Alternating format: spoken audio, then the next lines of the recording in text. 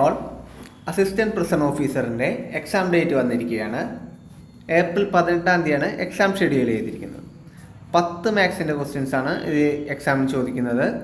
ഇതുവരെ നടന്നിട്ടുള്ള, അതായത് 23, 24, 25 നടന്നിട്ടുള്ള 5 ക്വസ്റ്റ്യൻ പേപ്പേഴ്സ് നമ്മൾ ഒരു സീരീസായി സ്റ്റാർട്ട് ചെയ്യുകയാണ്.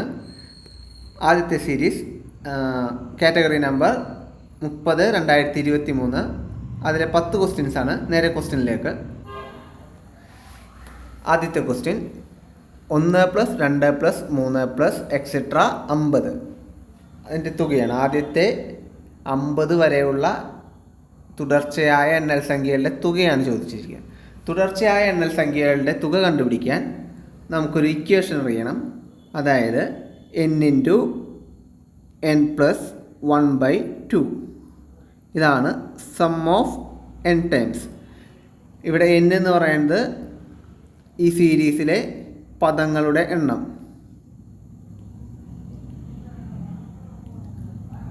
ഒരു സീരീസിലെ പദങ്ങളുടെ എണ്ണം കണ്ടുപിടിക്കാൻ നമുക്കൊരു ട്രിക്ക് ഉപയോഗിക്കാം. ട്രിക്കല്ല, ഇതാണ് അതിനുള്ള രീതി. ആദ്യത്തെ പദം എടുക്കുക, അവസാനത്തെ പദം എടുക്കുക, രണ്ടും കൂടി കൂട്ടി അതിൽ നിന്ന് 1 കുറച്ച് കളയുക. അതായത് 51 - 1 50. അതാണ് ഇവിടുത്തെ n, അതായത് എത്ര പദങ്ങൾ ഈ സീരീസിലുണ്ടെന്നുള്ളത്. ഈ n കിട്ടിക്കഴിഞ്ഞാൽ നമുക്ക് ഈ ഇക്വേഷൻ അറിയാലോ. അതിൽ ഇത് സബ്സ്റ്റിറ്റ്യൂട്ട് ചെയ്താൽ മതി. 50 × 51/2. 50 × 51 ചെയ്യാൻ ഈസിയാണ്. ഈ 50-നെ നമുക്ക് 100 എന്ന് എഴുതാം. 100/2 50 × 51/2 ഇങ്ങനെ എഴുതാം. അപ്പോൾ 100 × 50 നമുക്ക് ഈസി ആയിട്ട് ചെയ്യാലോ. 51,000/4 എന്ന് വരും. ഇത് ചെയ്യാൻ ഈസി അല്ലേ? അതായത് 5100-ൻ്റെ പകുതിയുടെ പകുതി. 5100-ൻ്റെ പകുതി എത്ര? 5000-ൻ്റെ 2500-ഉം 100-ൻ്റെ 50-ഉം. 2550/2.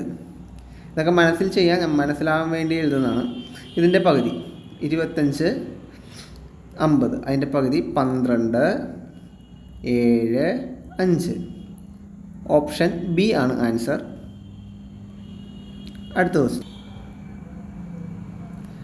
അടുത്ത ക്വസ്റ്റ്യൻ സിംപ്ലിഫിക്കേഷനിൽ നിന്നാണ്. ചെയ്തു നോക്കാം. ആദ്യം ചെയ്യേണ്ടത് ബ്രാക്കറ്റിനുള്ളിലെ, അപ്പോൾ അതിലും പ്രിഫറൻസ് കൊടുക്കേണ്ടത് മൈനസ് സൈനിന്. അപ്പോൾ -6 × 2, അപ്പോൾ -12 വരും. പിന്നെ ബ്രാക്കറ്റിനുള്ളിൽ വേറെ 8 ആണുള്ളത്. എത്ര വരും? -4.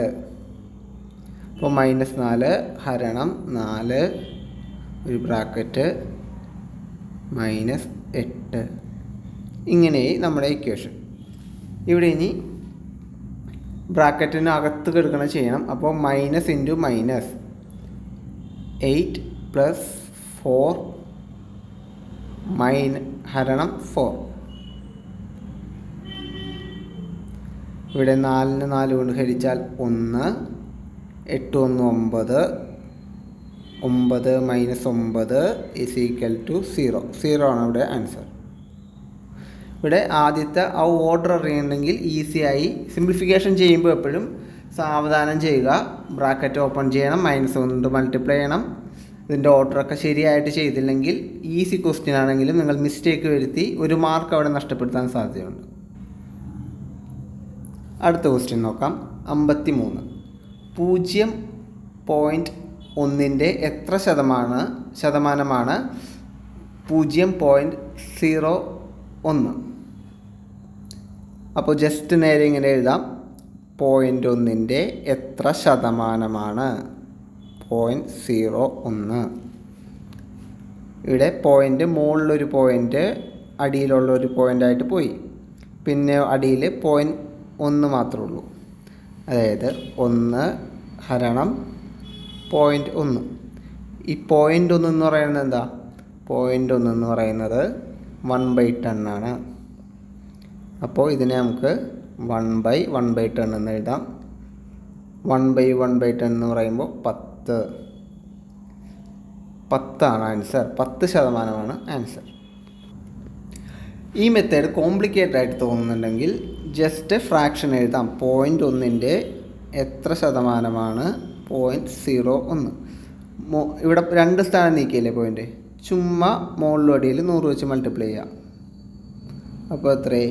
10 ഡിവൈഡഡ് ബൈ 0.1 × 100 വരുമ്പോൾ 1. അപ്പോഴും നമുക്ക് ആൻസർ 10 എന്ന് കിട്ടും. ഇങ്ങനെയും ചെയ്യാം. അടുത്ത ക്വസ്റ്റ്യൻ നോക്കാം.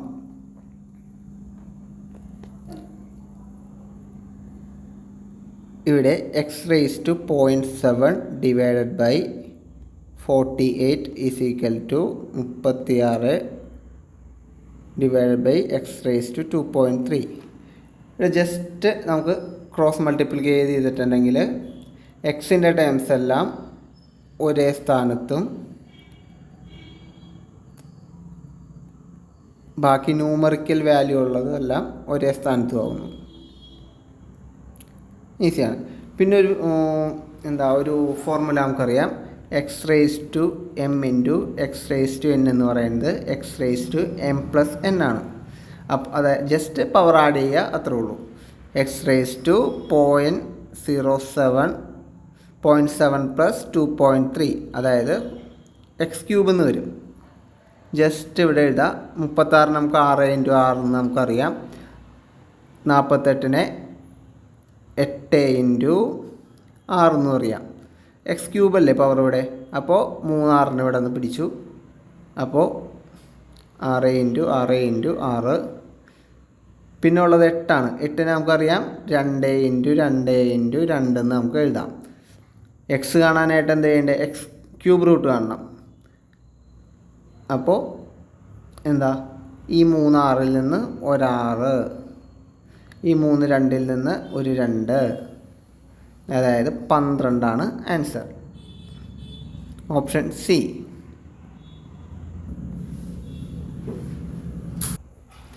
അടുത്ത ക്വസ്റ്റ്യൻ നോക്കാം.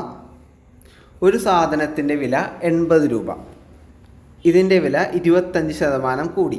അതിനുശേഷം കൂടിയ വില 25% കുറഞ്ഞു എങ്കിൽ അതിൻ്റെ ഇപ്പോഴത്തെ വില എന്ത്? ഇത് വളരെ ഈസി ആയിട്ടൊരു ക്വസ്റ്റ്യൻ ആണ്. ഒരു സാധനത്തിന് ആദ്യം 80 രൂപ ഉണ്ടായിരുന്നു. അതെന്തായി? 25% കൂടി.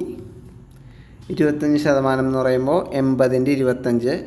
25% നമുക്ക്, അതായത് 1/4 ഭാഗമാണ്. 1/4 എന്നുള്ളൊരു ഫ്രാക്ഷൻ വെച്ചും ഡിനോട്ട് ചെയ്യാം.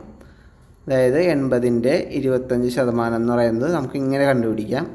20 ആണ്. 20 രൂപ കൂടി. അതായത് 80 + 20 100 രൂപയായി.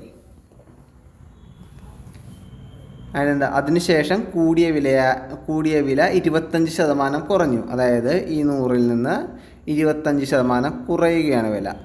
25% നമുക്ക് 1/4 എന്ന് സൂചിപ്പിക്കാം. അപ്പോൾ 25% കുറയുമ്പോൾ 1/4 എന്ന് പറയുന്നത്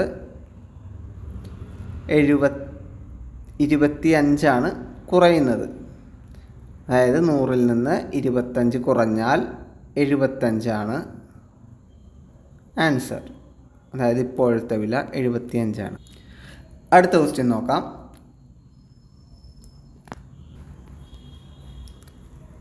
അടുത്ത ക്വസ്റ്റ്യൻ കോഡിംഗ് ആൻഡ് ഡീകോഡിംഗ് എന്ന സെക്ഷനിൽ നിന്നാണ് ചോദിച്ചിട്ടുള്ളത്.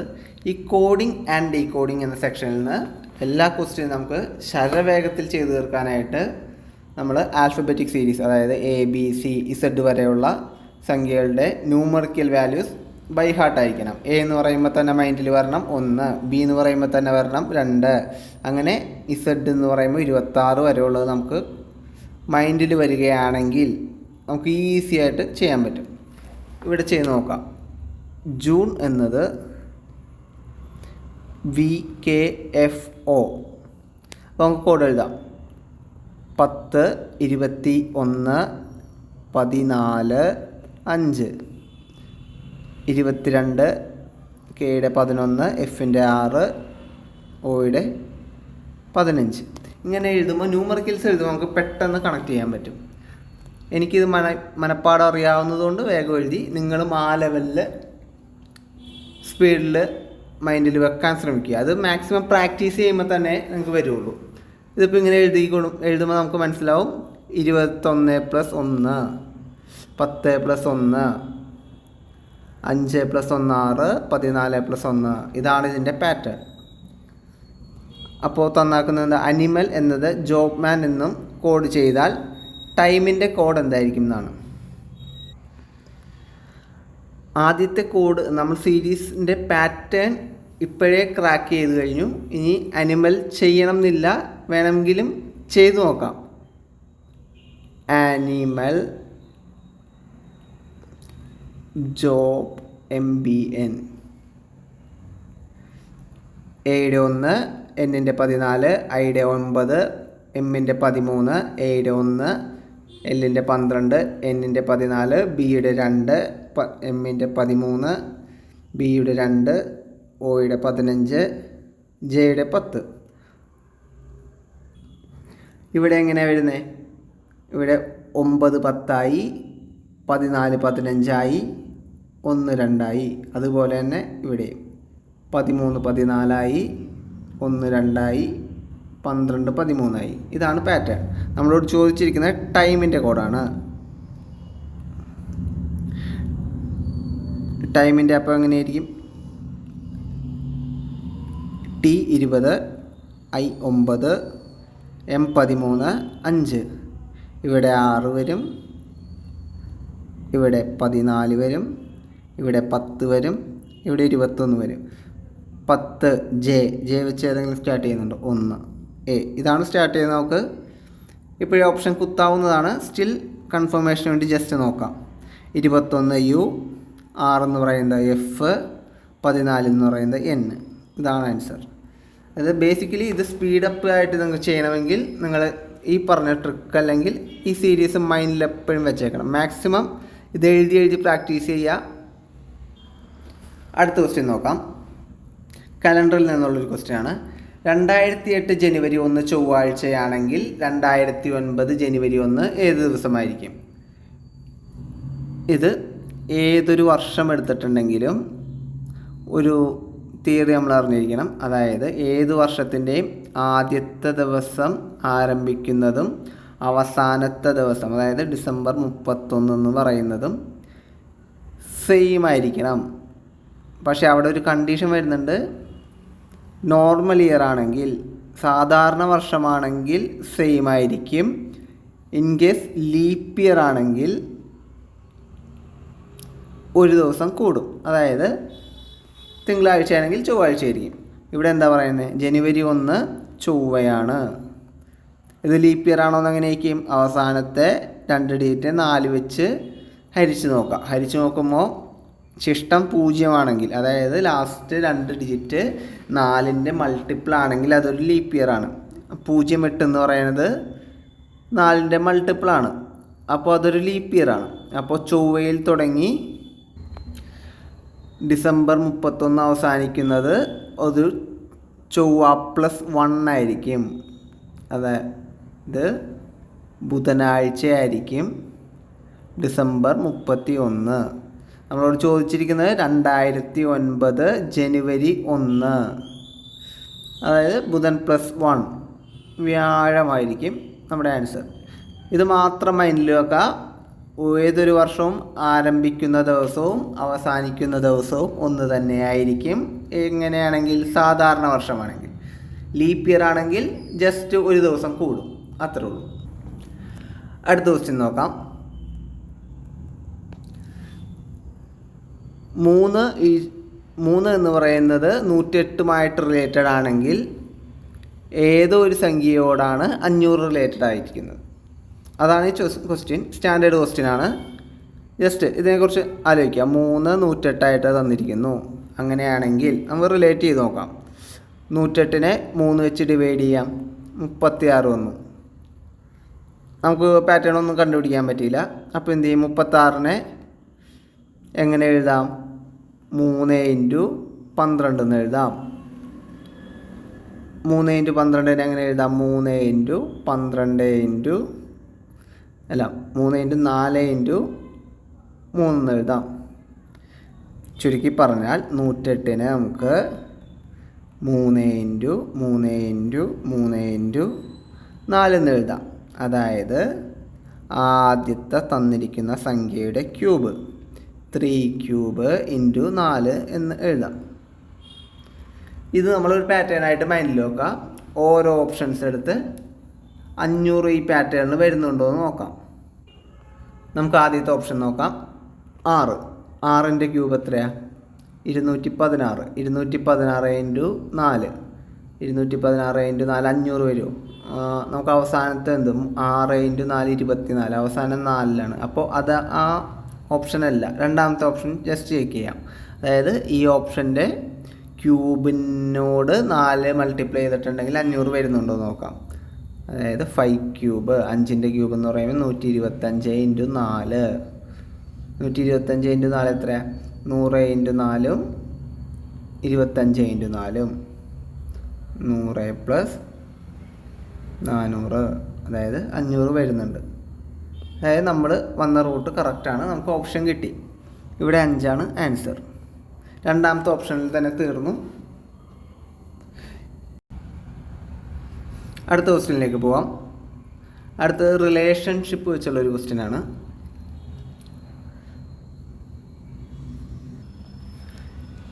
ഈ ക്വസ്റ്റ്യൻ ചെയ്യാനായിട്ട് ഞാൻ യൂസ് ചെയ്യുന്ന കുറച്ച് സിമ്പിളുകൾ ആദ്യം പരിചയപ്പെടുത്താം. ഇങ്ങനെ 2 സൈഡ് ആരോ ആണെങ്കിൽ ഹസ്ബൻഡ് ആൻഡ് വൈഫാണ്. 2 സൈഡും ഫുൾ ആരോ ആണെങ്കിൽ ബ്രദർ സിസ്റ്ററാണ്. അതേപോലെ തന്നെ ചതുരമാണെങ്കിൽ മെയിൽ, സർക്കിളാണെങ്കിൽ ഫീമെയിൽ, അടിയിലോട്ടുള്ള ആരോ ആണെങ്കിൽ സൺ അല്ലെങ്കിൽ ഡോട്ടർ. ഈ 5 സിമ്പിൾസ് വെച്ചാണ് നമ്മൾ ഈ ക്വസ്റ്റ്യൻ ചെയ്യുന്നത്. ക്വസ്റ്റ്യനിലോട്ട് നോക്കാം. ഇതാണ് നമ്മുടെ question. P plus Q. P plus എന്ന സിമ്പിളിൽ ക്വസ്റ്റ്യനിലോട്ട് പോയാൽ നോക്കാം. പ്ലസ് എന്ന് പറയുന്നത് ഭർത്താവ്, അതായത് പി ഭർത്താവാണ് ക്യൂയുടെ.